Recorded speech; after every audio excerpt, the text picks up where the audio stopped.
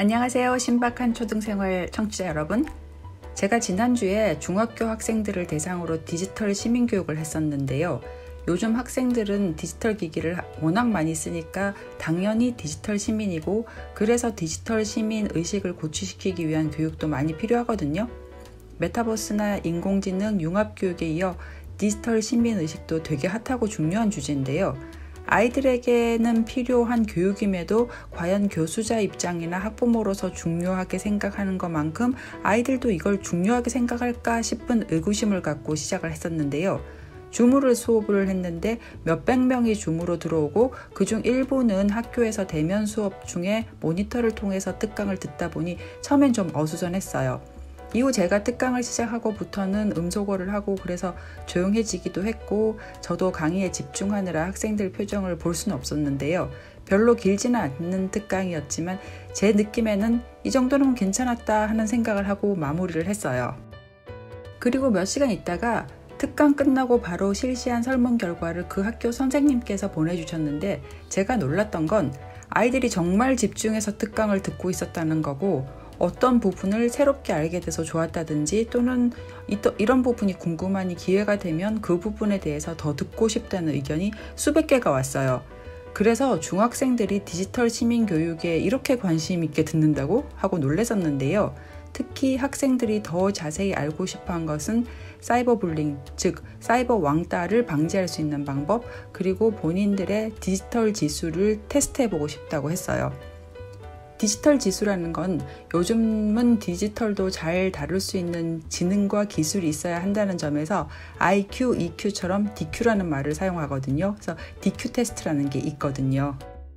또 몇몇 학생은 유튜브나 인스타 같은 건 시작하면 못 빠져나오게 계속 다음 거 찾아보도록 알고리즘이 만들어져 있다는 선생님 말씀이 가장 소름 돋았다며, 딱 요즘에 자기 모습을 보는 것 같았다고, 이제 건강한 디지털 생활을 할 수 있도록 노력하겠다는 말과 함께 노력을 해도 조금 있으면 또 잊어버리고 지금처럼 내내 스마트폰만 쳐다보고 살게 될 것 같으니 잊어버릴 때쯤 되면 선생님 한 번 더 오셔서 이런 강연 또 해주세요 하는 아이들도 있었거든요.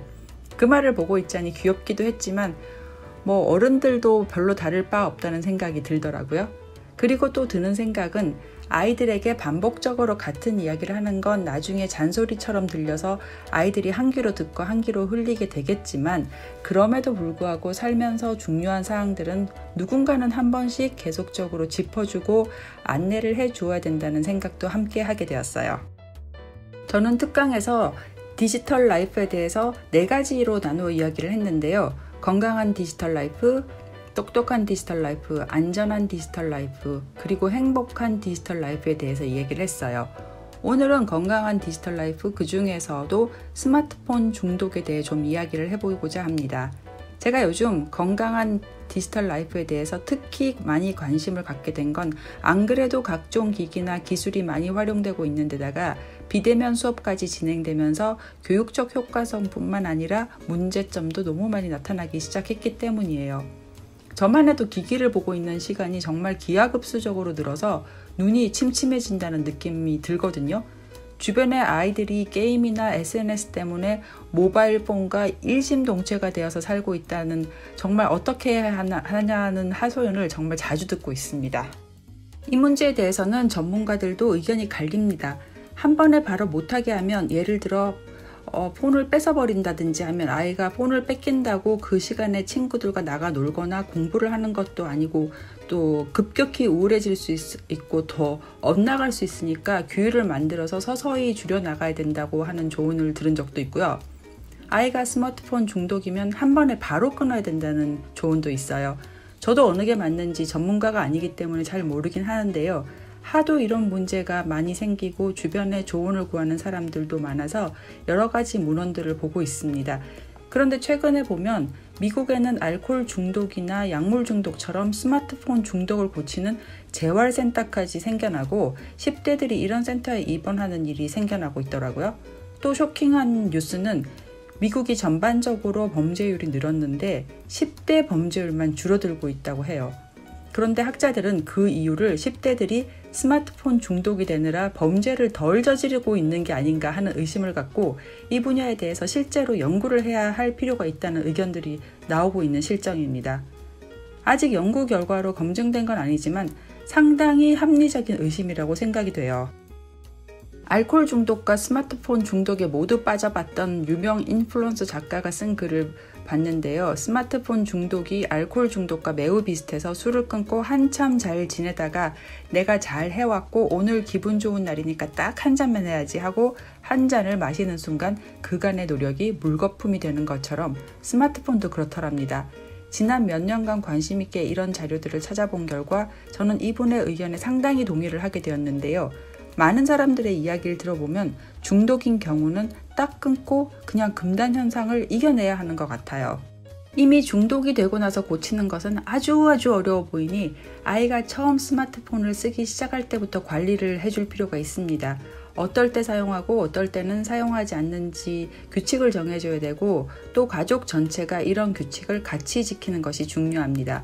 제가 특강에서 바로 최근 미국 신문에서 올라온 기사 2개를 학생들한테 보여줬었는데요. 하나는 워싱턴 포스트에서 페이스북이 인스타가 10대들 특히 10대 여학생들에게 미치는 폐해에 대해서 알고 있으면서도 비즈니스를 위해 계속 감추고 장사를 해왔다라는 기사고요. 다른 하나는 뉴욕타임즈 기사였는데 페이스북이 어린이용 인스타그램을 만들다가 너무 큰 반발 때문에 사람들이 다 이건 말이 안 된다. 정말 폐해가 너무 클 것이다 라는 여론 때문에 출시를 미루기로 했다는 기사였어요. 이 2 기사를 보여줬더니 중학생들 반응이 이렇게 나쁜 건지 몰랐다. 우리를 상대로 이렇게 누군가 돈을 벌고 있는 건지 몰랐다. 이런 거 모르고 계속 사용하면 나만 손해나는 인생이 되는 것 같다는 걸 깨달았다는 거였어요. 아이들 말처럼 결심하고 행동하지만 또 잊어버릴 수도 있겠지만 그래도 이런 기사들을 아이들과 공유하면서 이야기를 계속적으로 하는 것은 중요합니다. 엄마 아빠가 계속 말을 하면 또 잔소리라고 안 들을 수도 있지만 아이와 토론하는 것처럼 진중하게 대화를 하면 아이도 잔소리처럼 듣지 않을 거고 생각해보는 기회를 만들어 볼 수 있어요. 아이가 어려도 이 문제는 절대 가벼이 생각할 문제가 아니기 때문에 그리고 자라면서 이런 문제를 계속적으로 마주할 수 있기 때문에 장기적으로 그리고 꾸준히 관찰하고 지도하면서 집안의 문화를 만들어내가는 것이 절대적으로 필요합니다. 네, 그럼 저는 다음 시간에 다시 돌아오겠습니다.